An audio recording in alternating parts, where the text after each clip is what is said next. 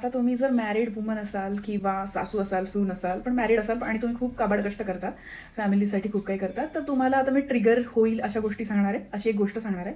तर हे एक मीम बघा, याच्यामध्ये ना जया बच्चन आणि रेखाचा फोटो आहे आणि त्याच्यात म्हटलंय की बूढी तो बीवी होती है, मोहब्बत तो जवान होती है.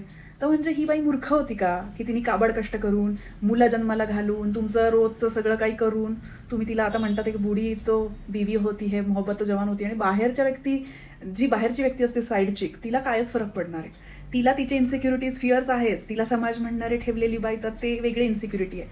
पण जी मॅरिड वुमन आहे आणि तिचा नवरा असा करतो आणि म्हणतो की बूढी तो बीवी होती आणि जवान तर म्हणजे मोहब्बत तो जवान होती असं म्हणणाऱ्यांना, तर त्या मॅरिड बायकांना ट्रिगरच होणार आहे की अरे म्हणजे आम्ही काबड कष्ट करायचे, आम्ही सगळं स्वयंपाक करायचा, आम्ही मुलांचे डबे बनवायचे, आम्ही घरं सांभाळायची, आणि तुम्ही जाऊन बाहेर अफेअर करणार आणि म्हणणार की बूढी तो बीवी होती आणि मोहब्बत तो जवान होती. वा. सो हे रिझन्स असतात ट्रिगर होण्याचे. सो असं मीम बनवून लोक त्याला शेअर इतकं करतात, याचा अर्थ त्यांची मेंटॅलिटी काय आहे हे तुम्हाला समजेल आणि मग तुम्हाला कळेल लग्न केलं पाहिजे की नाही केलं पाहिजे. आणि ॲट द एंड तुम्ही दुःखीच राहणार आहे. दुःखी लग्नामध्ये समाजाला दाखवण्यासाठी, टिकवण्यासाठी तुम्ही टिकवतात आहे, तर त्याला काय अर्थ आहे? तुमच्या मेंटल हेल्थचं काय झालेलं आहे? Keep growing, keep evolving, keep upgrading.